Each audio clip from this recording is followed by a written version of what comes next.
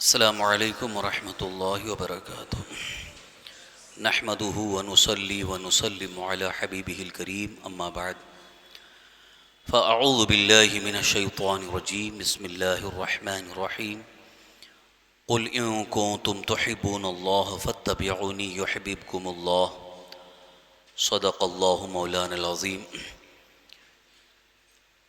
حضرات گرامی، حصول برکت کے لیے ایک مرتبہ محبت، عقیدت اور احترام کے ساتھ درود شریف کا نذرانہ پیش کر لیں۔ پڑھیں اللہم صلی وسلم علی سیدنا مولانا محمد معین الجود والکرم وعلی آلہ واصحابہ بارک وسلم صلاۃ و سلاما علیک یا رسول اللہ، صلاۃ و سلاما علیک یا حبیب اللہ۔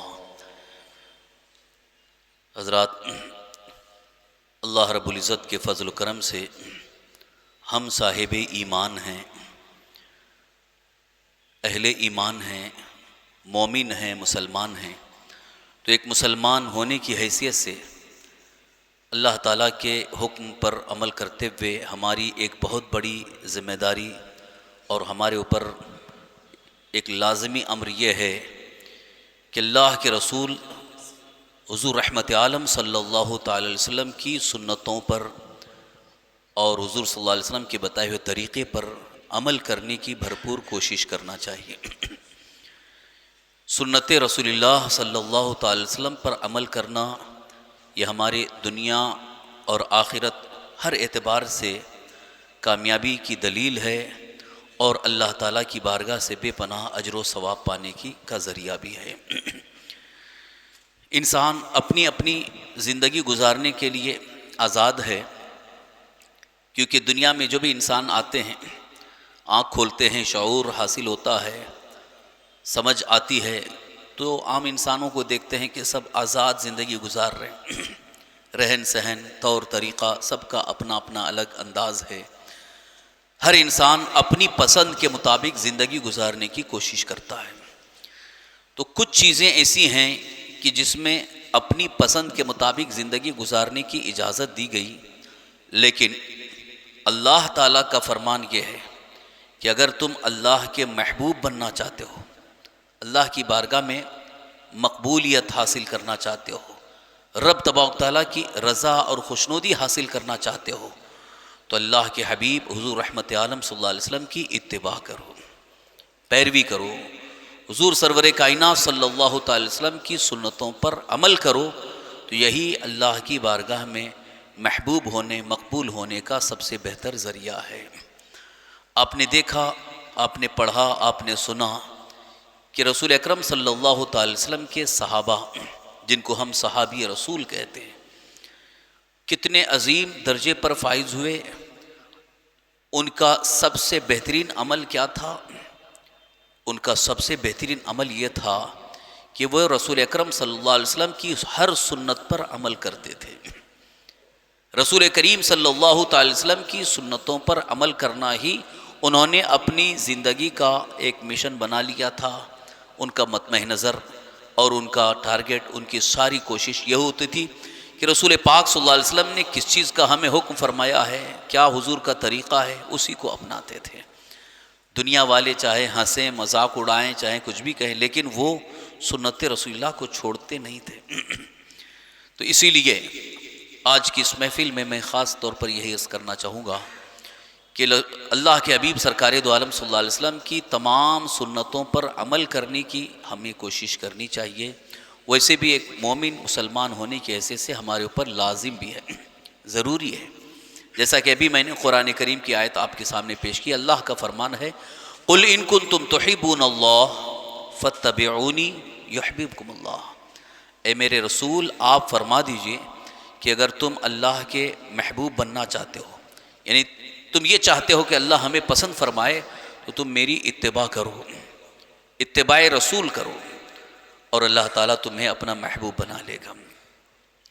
اور حدیث پاک بھی یہ ہے، اللہ کے رسول سرکار دو عالم صلی اللہ علیہ وسلم نے ارشاد فرمایا علیکم بسنتی وسنت الخلفاء الراشدین المہدیین، تم پر لازم ہے، ضروری ہے میری سنت پر عمل کرنا اور خلفائے راشدین جو ہدایت یافتہ ہیں ان کی سنتوں پر عمل کرنا۔ سنت کا مطلب ہوتا ہے طریقہ، لفظ سنت جب بولا جاتا ہے شریعت کی زبان میں تو اس سے مراد مخصوص طریقہ. تو سنت رسول اللہ یعنی اللہ کے رسول صلی اللہ علیہ وسلم کا مخصوص طریقہ، جس طریقے کو آپ نے اپنایا، جو بھی عمل کیا جس طریقے سے کیا، وہی سنت رسول اللہ ہے. اب اس میں ساری چیزیں آ گئیں، عبادات بھی آ گئے، معاملات بھی آ گئے، رہن سہن طور طریقہ سب آ گئے، یہاں تک کہ کھانے پینے اٹھنے بیٹھنے استنجا کرنے کا بھی طریقہ جو اللہ کے رسول صلی اللہ علیہ وسلم نے ہمیں بتایا اسی کو عمل کرنا، یہ سنت رسول اللہ پر عمل کرنا ہے. آج کی اس مجلس میں سنت رسول اللہ صلی اللہ تعالی وسلم کے حوالے سے یہ میں ضرور عرض کرنا چاہوں گا کہ کھانے پینے کی سنتیں کیا ہیں، اللہ کے حبیب سرکار دو عالم صلی اللہ علیہ وسلم کے کھانے کا طریقہ کیا تھا، کس طریقے سے آپ کھانا تناول فرماتے تھے. قربان جاؤ اللہ کے حبیب صلی اللہ تعالی وسلم کی اس مقدس زندگی پر، اگر وہ کھانا نہ کھاتے تو ہمیں کھانے کا طریقہ ہی نہیں معلوم ہوتا. کھانا ان کا کھانا یہ امت مصطفیٰ کو تعلیم دینا تھا، طریقہ بتانا تھا. اس لیے رسول اکرم صلی اللہ علیہ وسلم نے کھانا بھی کھایا، تناول فرمایا. کبھی کبھی تو آپ روزہ رکھتے تھے تو مسلسل روزہ رکھتے چلے جاتے تھے. اگر کنٹینیو مسلسل روزہ رکھیں گے، کھائیں گے ہی نہیں، تو پھر امت مصطفیٰ کو کھانے کا طریقہ کیسے معلوم ہوگا؟ اس لیے آپ نے کھانا بھی تناول فرمایا. تو حضور صلی اللہ تعالی وسلم کی سنتوں کا جہاں بیان ہے وہاں پر کھانے کی سنتیں یہ ہیں کہ حضور اکرم صلی اللہ تعالی وسلم بیٹھ کر کے کھاتے تھے، کھڑے ہو کر کے نہیں کھاتے تھے. کبھی آپ کی سیرت میں اس بات کا ذکر ملتا نہیں ہے کہ کھڑے ہو کر کے آپ نے کھانا کھایا ہو، بلکہ جب بھی آپ نے کھانا کھایا تو بیٹھ کر کے کھانا کھایا. پانی جب پیتے تھے تو بیٹھ کر کے پیتے تھے. تو یہ طریقہ سنت ہے. آج کل بوفے سسٹم چل گیا، شادیوں میں دعوتوں میں بوفے سسٹم کہ بس کھڑے کھڑے وہیں سے لیے کھائے، پلیٹ پھینکے بھاگ گئے. یہ طریقہ سنت نہیں، یہ تو جانوروں کا طریقہ ہے. بلکہ اگر مہذب انسانوں کا طریقہ بھی دیکھا جائے تو بیٹھ کر کے کھانا یہ مہذب ہے، ڈسپلن ہے، اس میں ایک ادب تہذیب نظر آتی ہے. کھڑے کھڑے چلتے پھرتے کھانا یہ طریقہ سنت نہیں ہے. اسی طرح سے راستوں میں چلتے چلتے کھانا، جیسے بازار جا رہے ہیں، کہیں گھومنے جا رہے ہیں، سیر و تفریح کے لیے جا رہے ہیں، کہیں کسی کام سے جا رہے ہیں تو چلتے چلتے کھاتے ہوئے چل رہے ہیں، تو یہ بھی طریقہ سنت کے خلاف ہے. اللہ کے رسول سرکار دو عالم صلی اللہ علیہ وسلم نے یہ طریقہ پسند نہیں فرمایا، بلکہ جب بھی کھانے کی خواہش ہوئی بیٹھ جاتے اور کھانا کھا لیتے. پانی پینا ہوا تو بیٹھ کر کے پانی پیتے. یہاں تک کہ پانی پینے کا بھی آپ کا مخصوص طریقہ تھا، خاص طریقہ تھا کہ جب بھی آپ پانی پیتے تھے تو بیٹھ کر کے تین سانس میں جیسے ایک پیالہ ہے، پیالے سے جب پانی پیے پھر ہٹا دیے، ایک ہی ساتھ مکمل کٹ پی لینا، یہ بھی طریقے سنت کے خلاف ہے. بلکہ ایک گھونٹ پیے پیالہ ہٹا دیے، پھر گھونٹ پیے پھر پیالہ ہٹا دیے، پھر گھونٹ پیے پیالہ ہٹا دیے، تین سانس میں.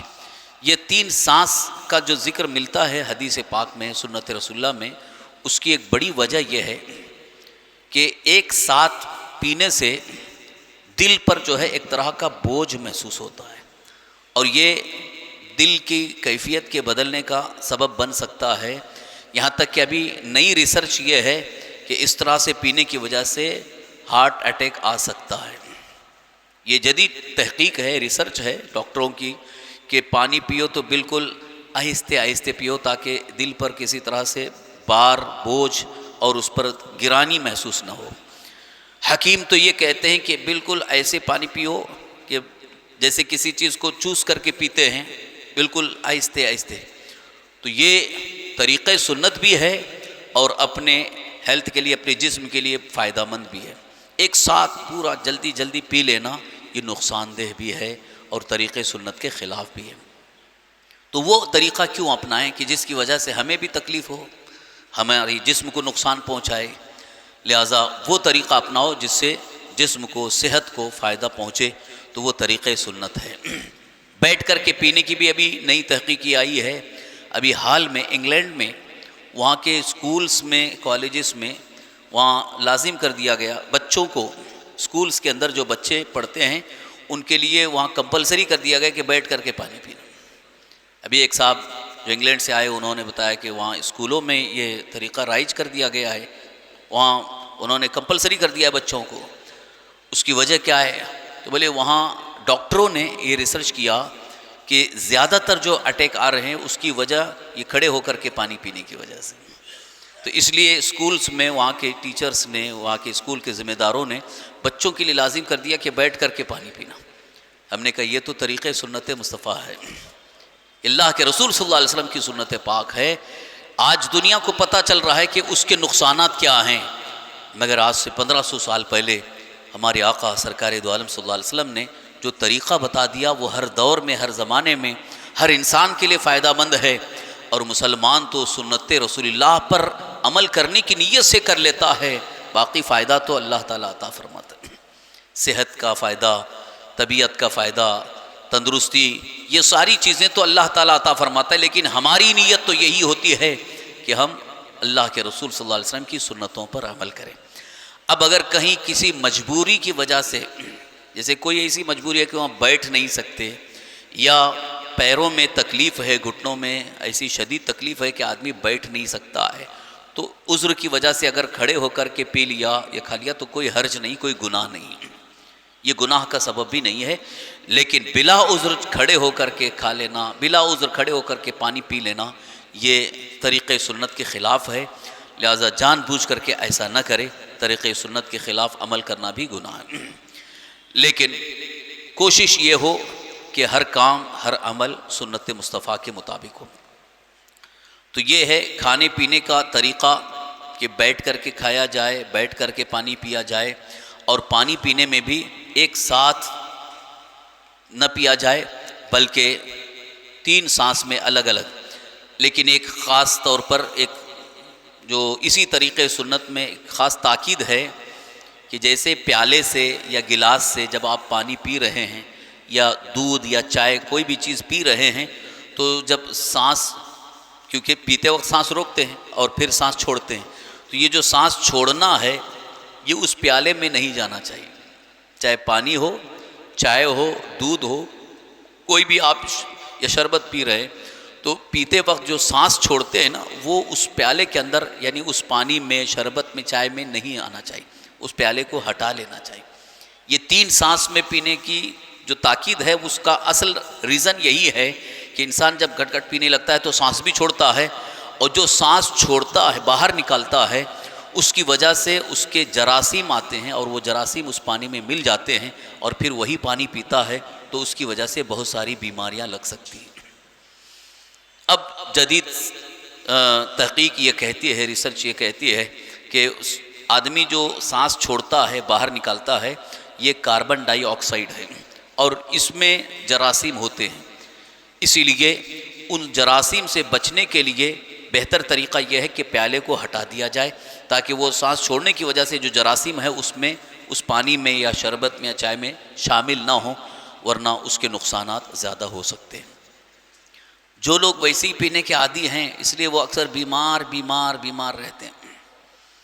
بہت سارے لوگ بیماری کا اصل سبب ڈھونڈتے نہیں ہیں، بیماری کی وجہ تلاش نہیں کرتے۔ خود بہت سارے ایسے کام ہوتے ہیں جس کی وجہ سے بیمار ہوتا ہے، اور ذہن میں کیا ہے؟ کسی نے کرا دیا، کسی نے کرنی کر دیا، کسی نے جادو کر دیا، کسی نے ٹونا کر دیا، کسی نے بندش کر دیا، اس لیے بار بار بیمار۔ ارے خود پہلے اپنے معاملات کو دیکھو کہ آپ کا کھان پان طریقہ کیا ہے۔ بہت سارے تو ایسی چیزیں کھا لیتے ہیں، حالانکہ حرام تو نہیں، لیکن ایسی چیزیں جو نقصان دہ ہیں، ان چیزوں کو کھانے کی وجہ سے بیمار ہو گیا۔ اب بیماری کی وجہ نہیں معلوم ہوتی تو کہتے ہیں ارے یار اچانک بیمار ہو گیا، کسی نے کر دیا۔ یہ ایک ذہنوں میں بات بیٹھی ہوئی ہے، کسی نے کر دیا ہے، کسی نے جادو کر دیا ہے۔ ایسا لگتا ہے کہ بہت سارے لوگ فالتو خالی یہی بیٹھے ہوئے ہیں جادو کرنے کے لیے۔ آپ کو خود اپنے معاملات کو جانچنے کی کوشش کریں۔ کتنے تو ایسے ہیں کہ رات کی نیند صحیح نہیں ہوتی ہے، رات کے 2 بجے 3 بجے کھانا کھاتے ہیں اور اسے سو جاتے ہیں، اور 12 بجے اٹھتے ہیں، تو وہ بیمار نہیں ہوں گے تو کیا ہوں گے؟ اور پھر الٹا الزام یہ ہوتا ہے کہ پڑوسی نے شاید ہمارے اوپر جادو کر دیا ہے، ہمارے فلاں بھائی نے کر دیا ہے۔ یہ سب خیالات چھوڑو، اپنا روٹین صحیح کرو، اپنا طرز عمل صحیح بناؤ۔ اللہ کے رسول سرکار دو عالم صلی اللہ تعالی وسلم کی سنت پاک یہ بھی ہے کہ رات کا کھانا جلدی کھاتے تھے، مغرب کے بعد، عشاء سے پہلے، یا اگر تھوڑی سی تاخیر ہوئی تو عشاء کی نماز کے فوراً بعد کھا کر کے تھوڑا ٹہل لیں، واکنگ کر لیں، تاکہ وہ کھانا ہضم ہو جائے، اس کے بعد سوئیں۔ تو یہ جو طریقہ ہے، اس طریقے سے آپ اگر اس طریقے پر عمل کریں گے تو بہت ساری بیماریوں سے بچ سکتے ہیں۔ وجہ بھی بالکل ظاہر ہے کہ آدمی رات کے 12 بجے 2 بجے کھانا کھائے گا اور اس کے بعد تو ٹہلنے کا تو سوال ہی نہیں ہوتا ہے، گئے سیدھے بیڈ پہ سو گئے، تو وہ جو کھانا بدن میں، پیٹ میں گیا، معدے میں گیا، وہاں تو ہضم ہو کر ہی نہیں پاتا ہے، کیونکہ جب انسان سوتا ہے تو اس کی جو اعضاء، جو کام کرنے والے اعضاء ہیں، پارٹس ہیں، وہ بھی ایک دم نڈھال ہو جاتے ہیں، دن بھر وہ بھی کام کرتے کرتے تھک جاتے ہیں نا، جیسے انسان دن بھر محنت کر کے تھک جاتا ہے، سو جاتا ہے، ایسے ہمارے جسم کے جو اعضاء ہیں، پارٹس ہیں، وہ بھی تھک جاتے ہیں۔ تو اب وہ تھک گئے ہیں، اب آپ ان کو کام پر لگا رہے ہو، چلو اب کام پہ لگ جاؤ، تو اس وجہ سے وہ چیزیں ڈیمیج ہوتی ہیں اور اس میں بہت سارا فرق پڑتا ہے، اور اس کی وجہ سے انسان بیماری اس کو آنے لگتی ہے اور بیمار ہو جاتا ہے۔ اب ڈاکٹروں کے پاس تو علاج، تو ہر چیز کا علاج ہے، بس دوا کھاؤ ٹھیک ہو جائیں گے، تو یہ ایلوپیتھک دوائیں ہیں کہ وقتی طور پر جو ہے وہ اس چیز کو صحیح کرتی ہیں، حالانکہ جو پارٹس ڈیمیج ہو جاتے ہیں کوئی دوا ان کو صحیح نہیں کر پاتی۔ قدرتی جو اعضاء ہیں، قدرتی جو پارٹس ہیں، جیسے ہارٹ ہے، کڈنی ہے، اور اس کے علاوہ پھیپھڑا ہے، یہ سب چیزیں جو قدرتی ہیں ان کو سنبھال کر کے رکھنا یہ بہت بہتر ہوگا۔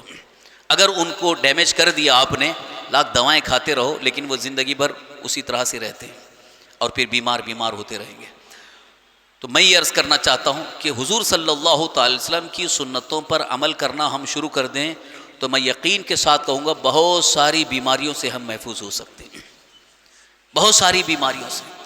اور ایک بڑا افسوس یہ سب کے ساتھ ہے، ہمارے ساتھ بھی ہے، کہ آج کل جو دعوت ہوتی ہے وہ رات کی ہی دعوت ہوتی ہے، رات کی دعوت، وہ بھی 10 بجے کے بعد، 11 بجے کے بعد کھانا ہے، اور وہ کھانے کے بعد آ کے سونا ہے۔ وہی کھانا جو ہے وہ فائدہ پہنچانے کے بجائے نقصان پہنچاتا ہے، اس سے ایسڈ نکلتا ہے، زہر بنتا ہے، اور وہی زہر جو ہے سارے پارٹس کو خراب کرتا ہے، معدہ خراب ہوتا ہے، معدہ خراب ہونا یہ بیماریوں کی جڑ ہے۔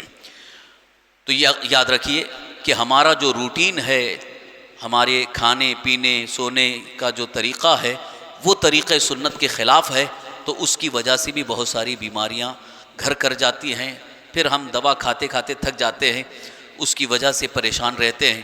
اب لوگ کہتے ہیں کہ نہیں کوئی ایسا تعویذ مل جائے کہ جس کی وجہ سے ساری بیماریاں ہماری دور ہو جائیں اور ہر بیماری سے ہم محفوظ ہو جائیں، ایسی بات نہیں ہے، یہ سب ایک خیالی چیز ہے، بلکہ یہاں اپنے پہلے روٹین کو صحیح کرنا ضروری ہے کہ ہمارا طور طریقہ صحیح ہو جائے، اور بلکہ یقین کے ساتھ کہہ رہا ہوں بار بار کہ طریقہ سنت کو اپنا لو، انشاءاللہ بہت ساری دواؤں کی بھی آپ کو ضرورت نہیں رہے گی۔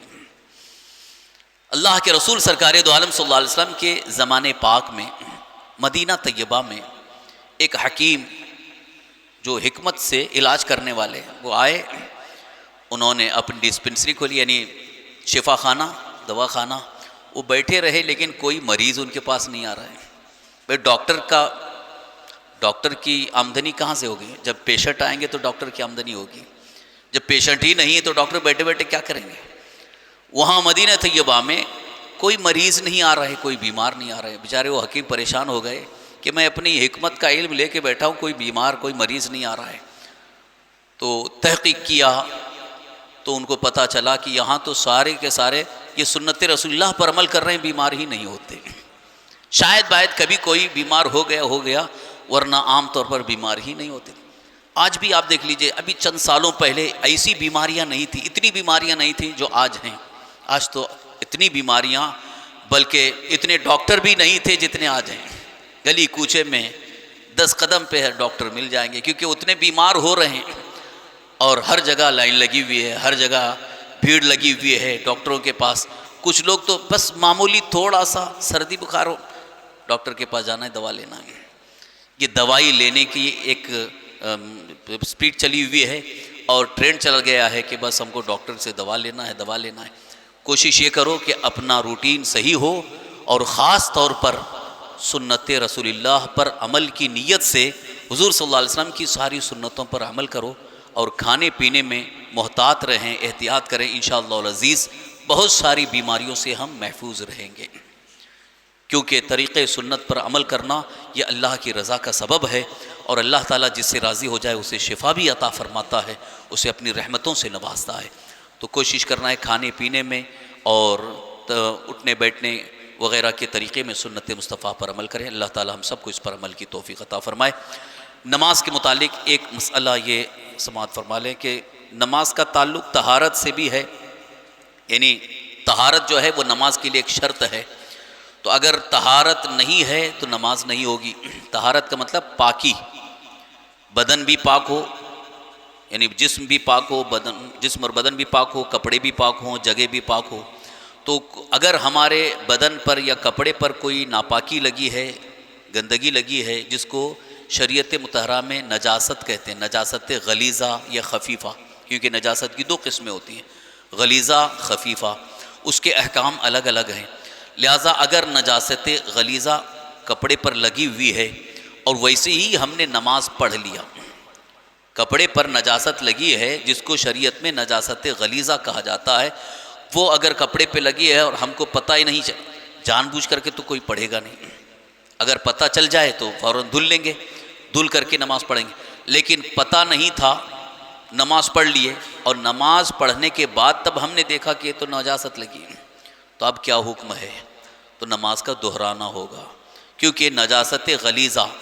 اب یہاں جو اصل اس کی مقدار کا جو مسئلہ ہے وہ یہ ہے کہ نجاست غلیظہ 1 درہم کی مقدار ہے یا اس سے کم ہے. تو درہم سے کم ہے تو اگر ویسے تو اس کو دھو لینا، یعنی اگر نماز سے پہلے معلوم ہو جائے، پتہ چل جائے تو پہلے ہی اس کو دھل لینا چاہیے، مستحب ہے. لیکن پہلے دیکھا نہیں، پتہ نہیں تھا، نماز پڑھ لیا، لیکن 1 درہم سے کم ہے تو معاف ہے، نماز ہو جائے گی. پھر بھی احتیاطاً دہرا لے، الگ بات ہے. لیکن 1 درہم سے زیادہ ہے تو نماز نہیں ہوئی، نماز کو دہرانا واجب ہے.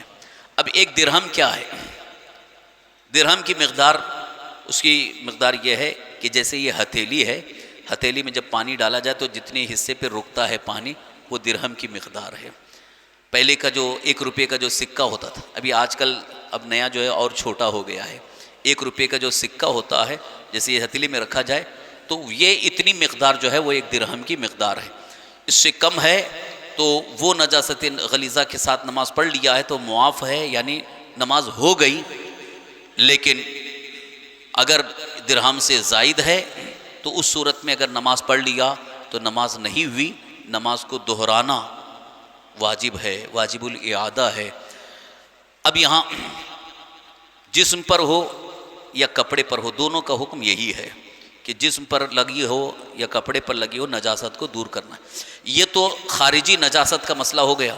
لیکن ایک چیز وہ ہے کہ جس کی وجہ سے نماز نہیں ہوتی، کہ جیسے بدن سے کوئی ناپاک چیز نکلی، اس میں خاص طور پر خون، عام طور پر پیشاب پخانہ وغیرہ کے بارے میں اکثر مسئلہ جانتے ہیں کہ خون کے بارے میں، کہ بدن سے اگر خون نکلا کسی ایسی جگہ سے جو وضو میں یا غسل میں جس کا دھونا فرض ہے، جیسے یہ ہاتھ ہے، یہاں سے خون نکلا، چہرے سے، پیر سے، یا بدن کے کسی ظاہری حصے سے کہ جس کا غسل میں جس کو دھویا جاتا ہے یا وضو میں جس کو دھویا جاتا ہے، تو ایسی جگہ سے اگر خون نکلا لیکن نکل کر کے وہ بہا نہیں بلکہ وہیں پر رکا ہوا ہے، جیسے یہاں ہتھیلی کے اوپر اگر سوئی چبھ گئی، وہاں سے خون دکھا ہم کو سوئی کے ناکے کے برابر، لیکن وہ بہا نہیں، اسی جگہ رکا ہوا ہے، تو ابھی وہ ناقض وضو نہیں ہوا، یعنی وضو نہیں ٹوٹا، ابھی بھی باوضو ہے. لیکن اس جگہ سے نکل کر کے بہا، تھوڑا سا بھی آگے بڑھا تو اب اس سے وضو ناقض ہو گیا، یعنی وضو ٹوٹ گیا. اب اس کو دھل کر کے پھر سے وضو کرنا ہوگا. یہ اصل مسئلہ بتانے کی ضرورت اس لیے پیش آئی کہ کبھی کبھی بلکہ اکثر کے ساتھ یہ معاملہ ہوتا ہے کہ منہ یعنی وضو کر لیے، کلی کر لیے، پورا وضو ہو گیا، اب جب تھوک رہے ہیں تو پتہ چلا کہ خون نکلا ہوا ہے۔ یہ اکثر کے ساتھ یہ معاملہ ہوتا ہے کہ جیسے مسوڑوں میں کسی کو مسوڑے کمزور ہیں تو اس کی وجہ سے خون نکل جاتا ہے۔ تو اگر منہ سے خون نکلا تو اب یہ دیکھنا ہے کہ خون غالب ہے یا تھوک غالب ہے، کیونکہ جیسے ہلکا سا خون نکلا ہے، جب تھوک رہے ہیں تو تھوک غالب ہے اور خون ہلکا سا ہے تو اس میں کوئی حرج نہیں، اس سے وضو ناقض نہیں ہوا، یعنی وضو برقرار ہے۔ اور اگر خون غالب ہے، تھوک غالب نہیں ہے تو یہ وضو ناقض ہوا، کیونکہ منہ کا اندر کا حصہ بھی تو کلی میں آتا ہے، یعنی وضو کے وقت یا غسل کے وقت کلی کرنے میں وہ منہ کا حصہ آتا ہے، لہٰذا منہ سے اگر خون نکلا ہے تو اگر خون غالب ہے تو وضو ناقض ہوا، یعنی وضو ٹوٹ گیا، پھر سے وضو کرے۔ لیکن اتنا انتظار کرے کہ تھوکتا رہے، کہ کیونکہ اب پھر وضو کرے گا تو پھر وہی واپس خون نکلا ہوا ہے، تو اس کے لیے انتظار کرے، یا کوئی مرہم لگائے یا کوئی دوا وغیرہ لگائے یا کوئی ایسی چیز جو خون کو روکنے والی ہو اس کو استعمال کرے، پھر اس کے بعد تھوک کر کے دیکھے کہ تھوکنے کے بعد بھی اگر خون غالب آ رہا ہے تو ابھی وضو نہ کرے، اس لیے کہ ابھی بھی خون غالب ہے، پھر سے نکلے گا تو پھر وضو کرے گا تو پھر ناقض ہوگا۔ جب تک کہ تھوک غالب ہو جائے اور خون ہلکا سا دکھے تو پھر وضو کر سکتا ہے، وضو کر کے نماز پڑھے۔ یہ طہارت کے لیے لازم ہے، ضروری ہے کہ یہ بھی ناقض وضو میں سے ہے، کہ جس طرح پیشاب، پاخانہ، گندگی جو بدن سے نکلتی ہے اس سے وضو ناقض ہوتا ہے، وضو ٹوٹ جاتا ہے، ایسے ہی خون نکلنے سے بھی وضو ٹوٹ جاتا ہے، اس کا بھی خیال رکھنا ہوگا۔ اور جب تک اس کو دھل کر کے پھر سے وضو نہیں کریں گے اس وقت تک نماز نہیں پڑھ سکتے۔ اگر نماز پڑھ لیے تو نماز نہیں ہوئی، نماز کو دہرانا واجب ہو گئے۔ تو یہ طہارت اور نماز کا چونکہ دونوں میں اتصال ہے، دونوں بالکل ملتے جلتے ہیں، کہ نماز کے لیے طہارت شرط ہے، بغیر طہارت کے نماز نہیں ہوگی، اس لیے اس مسئلے کو بھی اپنے ذہن میں رکھیں اور اس کو یاد رکھیں۔ آپ کے ساتھ پیش آئے یا کسی اور کے ساتھ پیش آئے تو اس کو مسئلہ بتا دیا جائے۔ شریعت مطہرہ کے احکام اور مسائل کو سیکھنے اور سمجھنے کی کوشش کریں۔ اللہ تعالی ہم سب کو اس پر عمل کی توفیق عطا فرمائے۔ نماز کو صحیح طریقے سے ادا کرنے کی ہمیشہ کوشش کرنا چاہیے، یہ میں بارہا عرض کر چکا ہوں، پھر عرض کرتا ہوں، بار بار کہتا ہوں کہ کوشش کریں کہ نماز ہماری صحیح ہو۔